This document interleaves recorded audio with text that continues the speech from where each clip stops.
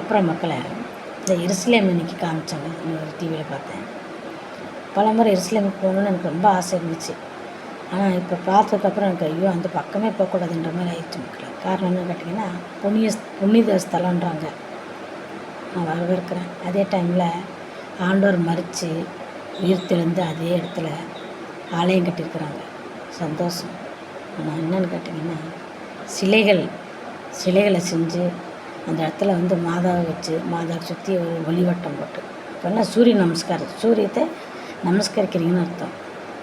சூரிய ஒளிவட்டத்தை கொடுத்து சிலைகளும் பெயிண்ட்டுகளும் அடிச்சுட்டுருக்கிறார். ஆண்டவர் பிடிக்காதது உருவத்தையும் அதனுடைய சுரூபத்தையும் வணங்காதிருப்பாயாகன்னு சொல்லியிருக்கிறார் ஆண்டவர்.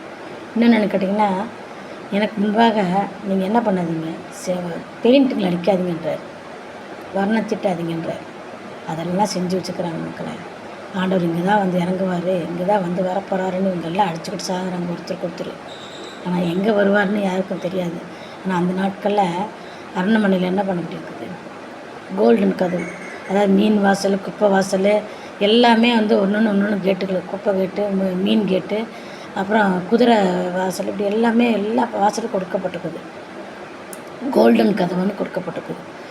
அதில் வந்து தங்க வாசல், அந்த தங்க வாசல் 2 வாசலில் வந்து மூட வைக்கப்பட்டிருக்கு. ஏன்னா அந்த வழியாக தான் ஆண்டவர் பவனி வந்தார், கழுதை மலை ஏறி பவனி வந்தார். அதே வாசல் மறுபடியும் மீண்டும் வருவார், அவருக்காக திறக்கப்படணுன்றக்காக அதை மூடி வச்சுக்கிறாங்க. ஆனால் எல்லாம் வரவேற்கத்தக்கது. இந்த பெயிண்டிங்களும் இந்த சிலைகளும் பார்த்தோன்னே மனசே கொஞ்ச நேரம் நொறுங்கி போச்சு மக்களை. எதுக்காக இப்படி எல்லோரும் தெரிஞ்சிருந்தோம். ஏன்னா யூதர்களுக்கு 10 கட்டளை பற்றி நல்லா தெரியும். ஆனாலும் கூட என்ன பண்ணியிருக்காங்க, அவங்க எல்லாமே அந்த சிலைகளை செஞ்சு வச்சு வணங்கிட்டு இருக்காங்க அவ்வளோ பெரிய ஆலயத்தில். மனசு இதாகிடுச்சு மக்களை. நொறுக்கப்படுவார். அவர் இறங்கிட்டாருன்னு அந்த இடம் நொறுக்கப்படும்.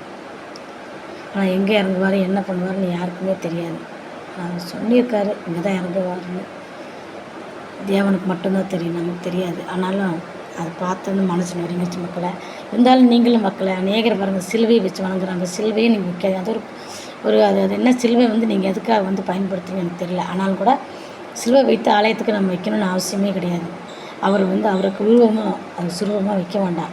அதனோட சிலுவை கூட நீங்கள் வைக்க வேண்டாம். காரணம் என்னன்னு கேட்டிங்கன்னா, சிலுவை வந்து ஒரு கொலை செஞ்ச ஒரு கருவி. அவரை மட்டுமே கொலை செஞ்சாங்க சிலுவையில், அந்த கல்லர்களும் கொலை செஞ்சாங்க. அதேமாதிரி அந்த இஸ்ரேல் தேசத்தில் அநேகரை கொண்டாங்க அவங்க சிலுவை மூலயமா.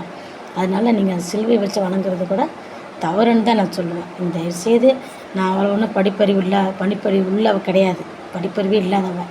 சில விஷயங்கள் எனக்கு எதாவது தெரிஞ்சது என் மனசில் பட்டதை நான் சொல்கிறேன் மக்களை. யாராக இருந்தாலும் மன்னிச்சுக்காங்க. உண்மையாக இருந்தால் ஏற்றுக்கொள்ளுங்க, பொய்யாக இருந்தால் என்னை மன்னிச்சிருங்க.